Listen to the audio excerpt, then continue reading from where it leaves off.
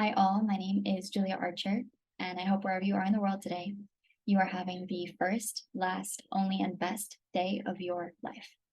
I am a life coach for women of virtue. This means that I stand for humility against pride, generosity against greed, kindness against envy, patience against wrath, chastity against lust, temperance against gluttony, and diligence against sloth. Devoted to Extraordinary is the podcast that considers the essence of the spirit over the works of the ego and the balancing act that change as life's constant brings to your whole person. I know that everything in life is a relationship, and depending on what we make intimate or distant as priorities shift, it can be easy to slip. Ultimately, your thoughts, feelings, words, actions, and results make up who you are. Therefore, you are the constant to change because you are the embodiment of truth itself. I believe in the divinity of the human being. I believe in deepening my faith and cultivating fortitude, for God is greater and more powerful than us. I know that having a growth mindset is only the foundation of a fully lived life, and that it takes dare, courage, and might to triumph. I believe that it isn't about what we see, but about how we see things. I believe in curiosity, for it allows for radical self-honesty. The truth will set you free. Imagining beyond prior limitation returns us to childlike play, awe, and wonder, even an innocence of heart. Only this can lead us to heaven. I believe that the Trinity is a system, that God is the natural law that reigns forever, and that man's law depends upon, that Christ is everlasting truth and unconditional love, and that the Holy Spirit lives in every place where God and Christ are. Devoted to Extraordinary is the podcast where joy is the greatest rebellion. It brings you questions and systems to remain self-aware so that you may live in your highest frequency and become the person you were chosen to be. Here is another way to do so. I think someone's level of density affects the amount of light they can take in. Because it's like, okay, well, what form of light are you taking in? You know what I mean? Hey everyone, welcome to Devoted to Extraordinary, episode 2. Today I'm joined by Dominique, also Dee, that's how we know each other. And she's going to speak with us on Transcending Fate. So please introduce yourself, Dee. Hi, thank you so much, first of all, for having me. I'm super excited to be on your podcast. And just to give a little bit of insight, I'm Dee, and I am the owner and founder of Epiastrology, LLC. I consider myself a fractal of source consciousness. I'm an artist and also a health coach. And basically what I do at Epiastrology, LLC is I read people's astrological charts to help them get a deeper understanding of their own natal subconscious patterns. And then I guide them in taking that information and then using it to make conscious, aligned choices that align with their goals. And in doing this, we transcend fate. What do you mean, Dee, when you say transcend fate? That's something I really want to get into. Absolutely. So I guess that requires a definition of what fate is to begin with. And I know there's a lot of, different viewpoints on whether it's real, what it is, whether it's fixed. To me, fate is kind of like what happens to you if you just allow all the patterns in the sky to take place without interference. Because we all run on subconscious, I would say about 90 to 95% of the day. And we have the ability to step in and change that. But if we don't, and we just leave that to destiny or what the sky says, we end up, living our fate. What would you say fate is? Yeah, no, that's a great point. For most of my life, I would have thought it was also like, well, we're just destined to do whatever it is that God says. And I guess we're limited in some way. That's how I saw fate. And then I changed my belief to see that no matter what I choose, it's the correct way. Like that's the way that it's written. So as an empowerment sort of thing. But then you spoke about epiastrology coming from epigenetics. Is that right? Yes. And I have the definition of epigenetics, which I would love to read. Epigenetics is the study of heritable changes in gene function that do not involve alterations to the genes. So epiastrology then, on the other hand, is just translating this over to stars. So it's basically the study of your stars that do not involve alterations in the way your cosmic potential expresses. So there's no changes to the astrological chart just in the way it expresses. So I guess more in like layman's terms, epigenetics could be like how your environment changes according to your thoughts and beliefs and the way that you act in the world. Absolutely. Yes. It's, it's kind of like the whole genetics versus environment type of thing that they talk about in psychology. It's being able to work with both. So in terms of actually looking at the astrological chart, how does that actually play into you being able to make different choices or better choices? So really, I think almost everything in life improves when you have awareness. So being able to have an understanding of the chart and what it's saying allows us to make alterations. So one example, one way we could see this play out, there's all these different aspects in astrology, right? It's just the geometric angles between the celestial bodies. Say that there's a square between the sun and Saturn, and this is just making the person feel restricted in their life, struggling. We can work with crystals as one way to improve this person's life, because as things happen above, they happen below. So that can also work in reverse. If someone in the below, meaning on the earth, makes a change, then that's going to be softened up there based on the type of crystal, the type of energy that you're bringing in, and how you're altering your natural patterns. Sure. So could you perhaps say that we would be playing out what the stars are doing even without knowing what's there? I think on a regular basis, 100%. Like, it's so crazy. I'll be doing something and then I'll go look at my current transits, like what's going on. And I'm like, oh my gosh, that's why this happened. And it's like, we just feel naturally drawn to these things a lot of the time too. Yeah, that's the interesting part is we can flow and go about our days without even having heard of astrology, because I myself only got into it a couple of years ago. And it served me a lot in terms of reflection. So to see like, oh, at this age, this happened, and at this age, this happens, like it's a very good way of noticing that there are always going to be highs and then lows throughout life and trials and moments. And like the planets show us all of those things, wouldn't you say? 100%. I mean, there's a different one for every area of life. You have like your ego, we could call it, or your conscious self is your sun, your moon is your subconscious, and your inner emotional self. Mercury's communication, Venus is love. I mean, you just go down the list and there's so many links, but at the heart of all of it is like, okay, well, what are we? How we're experiencing these energetic patterns, but like, how come we have the ability to change them? It's what I said in the beginning of the call, like as fractals of source, we're the ones playing the game. So we have the opportunity to step in and say, okay, wait, yeah, that's in my stars, but I don't like that. I want to change that. And that's where I feel like we have the ability to go beyond fate or what's just written for us. Sure. So in making it conscious, in noticing and knowing perhaps ourselves better, in knowing where our moon sign is, where our rising sign is, or all these things, through you even interpreting that chart, because I've had you interpret my health chart before and it was so much insight. Then we can sort of take that power, make it conscious, and behave differently according to our strengths and weaknesses. Absolutely. Yeah, you nailed that. Because I mean, I've done readings myself for people before, and I've also since come back to Christianity because I did grow up as a Christian, but I was never intimate with the Lord myself, and I've sort of come back there. And it does say in the Bible, like, you will not read the stars, you will not do this, that, and the other. And what I have come to understand is that what God is saying is not to worry about the future. That's anxiety, right? And we can read stuff and we can see like, oh, it's going to get hard at this point in my life. We can worry about it. And he's saying like, only children can live in the kingdom of heaven. You should be youthful. You should live in the now moment. That's all you have. So I think that's sort of the warning there in the Bible. That's how I've understood it and interpreted it. So how would you say, Dee, that reading a chart and understanding your strengths and weaknesses can truly empower somebody? Like, I know you do it health-wise. Sort of what areas do you think are helpful to understand so that you can embody it to empower yourself? Yeah, so there's a few things I definitely want to speak on there. So I personally work in the areas of health, love and relationships, and just general goals and like growth within the self and the person. So I currently have 2 different options available on my site. And one is coaching that kind of encompasses the health and whatever other goals. And then there's one separate specifically for love. But, to speak on what you said about the Bible, I am familiar with like what you're talking about there.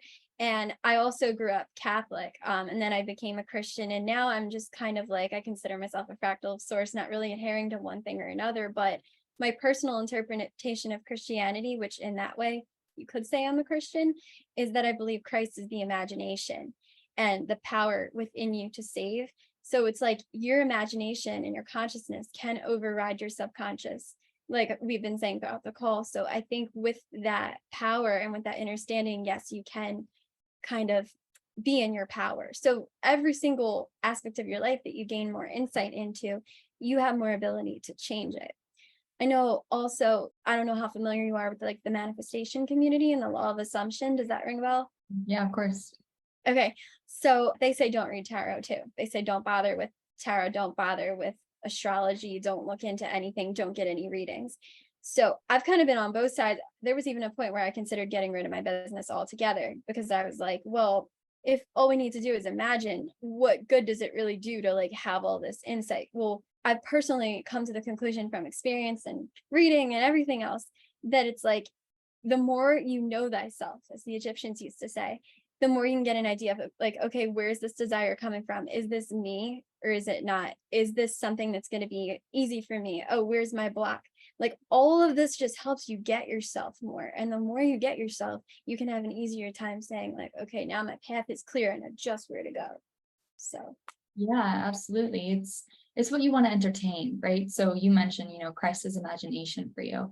And I even say at the beginning of the introduction to the podcast before I have my guest on, like, I believe that Christ, Jesus Christ, the Son of God, the Father, is unconditional love and truth, the way, right? The path. And it's all to be done through a softness of heart and a purity of heart. So in that sense, we come back to the children inheriting the kingdom of heaven being like, only when you're youthful and only when you're in imagination can you access that power of unconditional love. So that's quite a beautiful thing. And yeah, when you say like you read these charts and you help people, you look at all the aspects, or what does the process look like? I'm going to pull up a sample chart in one of my books here just to give an idea. This is from Medical Astrology, A Guide to Planetary Pathology by Judith Hill. So somebody has like all these different points, all these different celestial bodies, and there's like different ones in different signs. When I'm looking at somebody's chart, depending on what we're focusing on, there's a few things I want to look for. I want to look, first of all, for the position of the sun, the moon, the ascendant. And I know a lot of people don't use this a ton, but I like to use the part of fortune as well, because that's like the lunar ascendant. So these points and anything that they're touching via aspects, which are really just geometric angles, or some people would say angels, we figure out basically like what's prominent and what's not, and what is going to like affect you the most, because those points are going to be like some of your most intense points. So we just see like if Saturn's hitting something, that could create delays, restrictions, limitations in that specific area. We're looking at houses, which is the different, see the little like quadrants and stuff. We're looking at areas of life. So like if this is the first house, that's the self. The second would be your possessions. The third would be communication. The fourth is your home. I mean, it's more complex than that, but this is just like a general idea, Yeah, absolutely. There's a bunch of systems within astrology that have to be really understood by the individual who's interpreting, because that gives even more depth and insight. So Dee, I'd love to know a little bit more about how you got into astrology. I became a health coach through the Dr. Sears Wellness Institute. And at first it was just like health coaching, because I had some personal health struggles. I was like, I don't want to go through the medical system. I want to learn about myself. So health coaching was one thing. And then I was like, okay, well, I want to personalize this a little bit more. And I just kind of started looking into my own stars. Like I'm a Sagittarius sun. So like I'm always seeking knowledge. I'm always seeking truth. So I found out like, okay, what's it really mean to be a Sag? Just kind of like dove into all of that. Then I learned about the cell salts. Do you know what the cell salts are? Yes. Kind of found Santo Spinaci, and then one thing led to the next. And I just started learning more and more about medical astrology. And I was like, this is so fascinating. I need to learn this. And I just dove into my own study. I didn't take any courses on astrology, more or less just would watch Santos's videos and do my own research through books. I'm a big reader, not really much of a social media person, and just kind of made it my business. And here's the other thing. Crystals have been a big part of this for me because I was just so invested in crystals. Like it became like literally a special interest for me. So I was like always seeing these things. Well, if these vibrations of these crystals work so well for health and there's astrological links, there's got to be more to astrology, why this works and why that works. So that was another, door into it for me. Yeah, that's pretty great. So you mentioned cell salts. I would love to know a little bit just for any listeners who haven't heard of it. And then also how it is to use these crystals. Okay, so I'm really glad you asked. Here's another one of my absolute favorite medical astrology books, The Zodiac and the Salts of Salvation by Carrie and Perry. So the cell salts are basically considered the inorganic constituents of the human body. There's 12 of them. And I mean, if you're going on tropical astrology, especially. So there's a different salt associated with each zodiac sign, right? And when I look at somebody's chart, I can see which salt they might be deficient in, but I can also get an idea just by reading someone's face. There's something called facial diagnosis. So it's like, if somebody has, sunken cheeks or temples, they could be low in the Aries salt. That's the first one that came to my mind. But there's so many. I mean, there's so many links. And without these salts, it is said that a permanent cure cannot be reached no matter what you do. So to give an example, like we know detoxification works. We know like fasting works, right? One of the means by which this works is because your organs are becoming so much more clear and less dense. They're able to absorb these salts better. Like all of health, in my opinion, is linked to the cell salts. It's about absorption, really. Yeah. And, we get them from cosmic downloads too, which I think is really cool. But I think it depends. I could be wrong. This is a personal theory. I think someone's level of density affects the amount of light they can take in.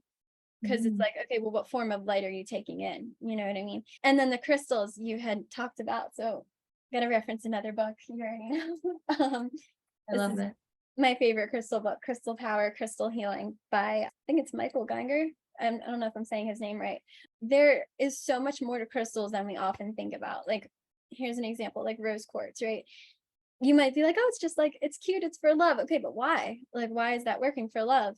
Like the color rays have to do with like the way that the celestial body's energy comes in and hits you. Every color has its own vibration. Then there's crystal structures. Like this one happens to be, I believe, trigonal and orthorhombic. And these are linked to elements and chakras. There is so much to this. It's a science, and we can link everything to the astrological placements, to specific goals someone wants to achieve. I mean, it's like, I like to think of crystals as like astrohomeopathy. Like literally you can prescribe a crystal based on its shape and structure and color to someone's chart. So it's very complex. I am like filled with chills with like the truth of this. It's so incredible. Oh, me too, now that you say it. So can people come to you for these? Yes, absolutely. I am still in the process of getting more crystals up on the site. I have so many that I'm still needing to list, but I have some up, and I also offer, I believe it's for $55, I have it at right now, personalized crystal bundles based on someone's astrological chart. So they don't have to go through like, well, how do I even know what I need? That's where I pick them out and then send it to the person based on their birth details. Wow, that's spectacular. So say a person's never done a reading before, they come to you and they get an in-depth conscious bundle, basically. Yes, basically it's insight into yourself, and really that helps with every area of life. And something about me, I'll just be honest, I think I already mentioned this, I'm not a big social media person, so I find that one of my biggest stumbling blocks is just having people even know about what I do. Because it's like, I've tried TikTok, I tried having an Instagram specific to my business, and I get so like distracted on there. I literally use a flip phone because I just am not about technology very much. So it's a personal preference. It just kind of distracts me from my spiritual path. So I do have Instagram, but it's more personal, and my website is really where I do most of this stuff. So sure. Wow, it's pretty amazing. I guess it leans to the sensitivity in having that massive inner world, because you know quite a lot more about astrology than I realized, than I know, and then I realized that you knew. So that's incredible to just have like that insight, and truly to be able to transcend fate and take that into our own hands as individuals, and to say, no, this isn't enough for me. Like, I'm gonna find out more. I'm gonna arm myself up with the tools that are readily available to me on the internet, let alone through someone else discussing and interpreting that for me. I would love for anyone listening to be able to know where to find you. And you mentioned your website as well. So Absolutely. My Instagram is just my first and last name. So I'll just say it and spell it. It's Dominique Cordivari. So that's DOMINIQUECORDIVARI, kind of a mouthful. And then the website is just going to be my business's name, epiastrology.com. That's epiastrology.com. well, I'm sure we are glad that you decided not to get rid of that business. It sounds so insightful and so powerful. So really, thank you so much for all of your ability to keep yourself pure. What you said about the light that we can take in, like, that feels so true to me, because the work that I do is about purifying the heart. Otherwise, you can't do it. So thank you so much for your time. Thank you. Thank you for having me.